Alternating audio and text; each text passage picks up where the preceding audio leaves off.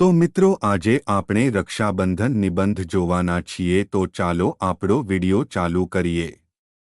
પણ એ પહેલા જો તમે આ ચેનલમાં નવા હોવ તો નીચે આપેલા લાલ બટનને દબાવી આ ચેનલને સબસ્ક્રાઇબ કરવાનું ભૂલતા નહીં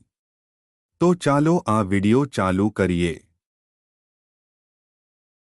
રક્ષાબંધન ભાઈ બહેનના પ્રેમનો તહેવાર છે રક્ષાબંધન શ્રાવણ મહિનાની પૂનમના દિવસે આવે છે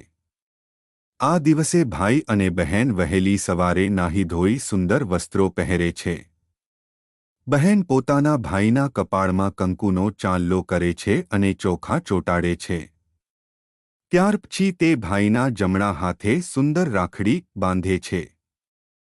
ગોળ સાકર કે મીઠાઈથી ભાઈ બહેન એકબીજાનું મોં મીઠું કરાવે છે બહેન ભાઈને આશીષ આપે છે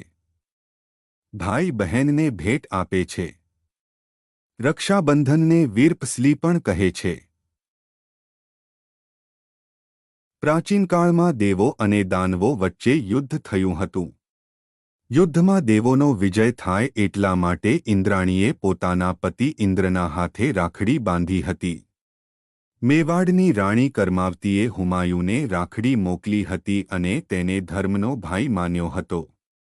આથી હુમાયુએ તેની રક્ષા કરવા માટે પોતાનું લશ્કર મોકલ્યું હતું કુંતામાતાએ કોઠાયુદ્ધમાં અભિમન્યુનો વિજય થાય તેવી ભાવનાથી તેને રાખડી બાંધી હતી બ્રાહ્મણો પોતાના યજમાનોને રાખડી બાંધે છે અને દક્ષિણા મેળવે છે આમ રક્ષાબંધન એ સામાજિક તહેવાર છે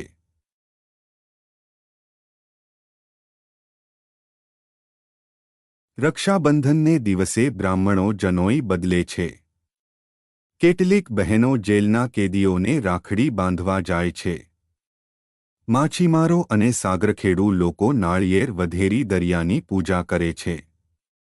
તેથી આ તહેવારને નાળિયેરી પૂનમ પણ કહે છે રક્ષાબંધન સૌને આનંદ આપતો ધાર્મિક તહેવાર છે